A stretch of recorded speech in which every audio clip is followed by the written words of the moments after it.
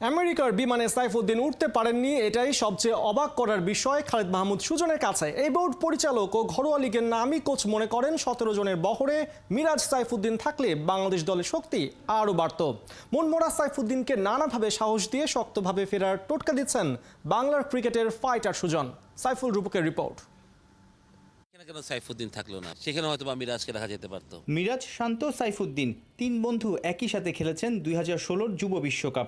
8 বছর বাদে আমেরিকায় টি-20 বিশ্বকাপে জাতীয় দলের কাপ্তানিতে শান্ত। স্কোয়াডেই জায়গা হয়নি সাইফুদ্দিন আর মিরাজের। এ নিয়ে যত আলোচনা ক্রিকেট আঙ্গনে, বিশেষ করে ফেনী এক্সপ্রেসের বাদ পড়াটা অবাক করছে অনেককেই। সাইফুদ্দিনের উপর আমারও কনফিডেন্ট অনেক ছিল, যে কারণ এই ফরম্যাটে ভালো করেছে, এক্সপিরিয়েন্স প্লেয়ার, হি নোজ কী করতে হবে। 17 জনের হিসাবটা করা হলে আমেরিকা যাচ্ছে, সেইখানে কেন সাইফুদ্দিন থাকলো না? 5টা ও তো পুরো জিম্বাবুয়ে টিমের সাথে ছিল, হঠাৎ করে হাসানকে আবার কিনে নিয়ে যেত না। মানে এইটা আমি একটু বেট সারপ্রাইজ, যে আদার দেন দ্যাট আমার মনে হয় ঠিক আছে। আর আফিফের ব্যাপারটাও আমি বেট সারপ্রাইজ, যে কোনো ম্যাচই খেললো না, বাদ পড়ে গেল, আবার তাকে 17 জনের একটা ট্যুর করালো।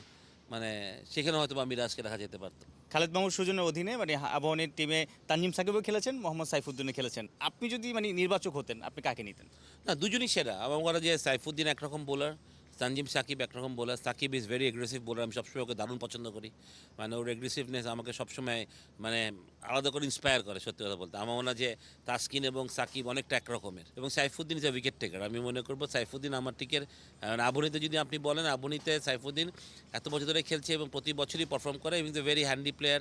ব্যাটিংয়ে গিয়ে রান করে দিচ্ছে, সময় মতো আপনাকে উইকেট নিয়ে দিচ্ছে। একটা ম্যাচ খারাপ খেলে বাদ পড়ে যাওয়াটা, ইভেন পহেলা মের আগে যে আইসিসিকে 15 জনের দল দিয়েছে বিসিবি, সেখানেও সাইফুদ্দিন ছিলেন।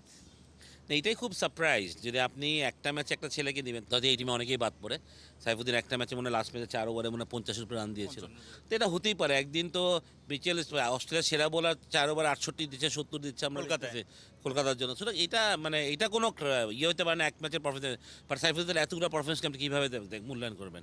সাইফুদ্দিন যে এত কষ্ট করলো, গত 6-7 মাসে পরিশ্রম করলো, বিপিএল কামব্যাক করলো, এই যে পরিশ্রমটা আসলে অনেক সময় তারা কি মেন্টালি আপসেট হয়ে যায়, ডিমোরালাইজ হয়ে যায় কিনা এরকম বাদ পড়াটা? আপসেট তো হয়েছেই, ডেফিনেটলি আপসেট হয়েছে। কথা হয়েছে আমার সাথে একদিন এর মাঝে। বাট আমি বলছি যে না, আমি খালি ওকে একটা কথাই বলছি যে ডোন্ট ওয়ারি। আমার মনে হয় যে হয়তো এটা এনাফ না, তুই যতটুকু করছিস সেটা এনাফ না। সামনে আরও সময় আছে, ইউ হ্যাভ টু আরও কষ্ট করতে হবে, আরও হার্ড ওয়ার্ক করতে হবে তো ওইখানে যাওয়ার জন্য। তো ঠিক আছে, এটা তো মানে মানে we all think your capable, but হয়তো বা কোনোভাবে তোকে নেওয়া হয়নি বা যেতে পারিস না। বাট এটা তোর মধ্যে যাতে শক্তি হিসাবে কাজ করে, এটা এরকম না হয় যাতে মানে একটা মানে আমি ব্রেকডাউন না হয়ে যায়, আমি আর খেলবো না, এই জিনিসটা না। পেস কি স্পিন, বাংলাদেশের বোলিং ইউনিট বেশ ধারালো। টপ অর্ডার ব্যাটারদের ছন্ন ছাড়া অবস্থায় যত দুশ্চিন্তার। আমরা জিম্বাবুয়ের বিপক্ষে এই বোলিংয়ের এগেনস্টে আসলে ব্যাটাররা সেভাবে স্ট্রাইক রেট মেনটেন করতে পারেনি, সেইভাবে সাবলীল ব্যাটিংটা করতে পারেনি। হ্যাঁ, সেটা তো একটা কনসার্ন অবশ্যই। বাট বিশ্বাস করি যে ওয়ার্ল্ড কাপে হয়তো আমরা ডিফারেন্ট বাংলাদেশ টিমকে দেখবো, সেটা আমার বিশ্বাস।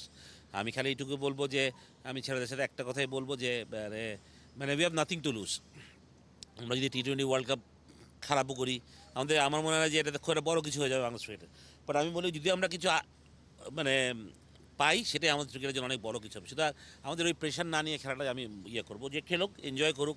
সাইফুল রূপক, 71।